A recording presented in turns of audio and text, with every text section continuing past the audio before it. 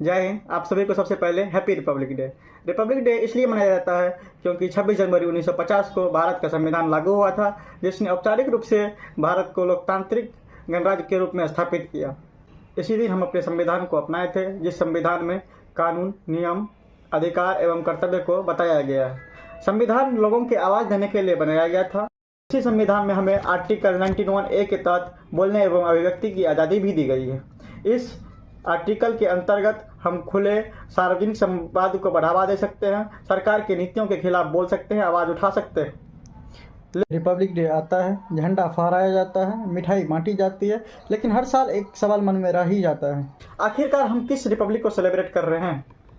जहां जनता के अधिकार के लिए हम शांतिपूर्ण तरीके से प्रोटेस्ट करें तो हमें जेल जाना पड़े, या जहां 14 साल का कोई बच्चा सरकार से कोई सिंपल सा सवाल पूछे तो उसे केस फेस करना पड़े, या जहां सच बोलने पे रेप थ्रेट और डेथ थ्रेट दिया जाता है, या जहां एजुकेशन भी धर्म देख कर दिया जाता है। क्या हम उस रिपब्लिक को सेलिब्रेट कर रहे हैं जहां हमारे कानून बनाने वाले रिप्रेजेंटेटिव ही कल्प्रिट हो, रेपिस्ट हो, भ्रष्टाचारी हो, और लेकिन उसके खिलाफ हम आवाज़ नहीं उठा पाए? तो ऐसे हम कौन से गणराज्य में रह रहे हैं जहां हमें बोलने एवं अभिव्यक्ति की स्वतंत्रता मिलने के बाद भी हम अपने सरकार से सवाल नहीं पूछ सकते हैं, हम अपने अधिकार को नहीं जान सकते?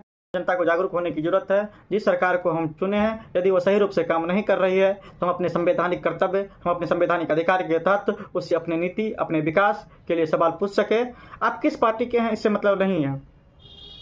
आप किसी पार्टी के आइडियोलॉजी को फॉलो करते हैं, ये आपका मामला है। किसी पार्टी का आइडियोलॉजी को फॉलो करना गलत बात नहीं, लेकिन उस पार्टी के लिए अंधभक्त बन जाना गलत बात है। यह लोकतंत्र के लिए खतरा है। हम जनता को जागरूक होना पड़ेगा और सही रूप से अपने अधिकार को जान के सरकार से सवाल पूछेंगे और अपने देश के विकास के लिए, अपने देश को आगे प्रगति के लिए हमेशा आवाज़ बन के रहेंगे। धन्यवाद। जय हिंद, जय भारत।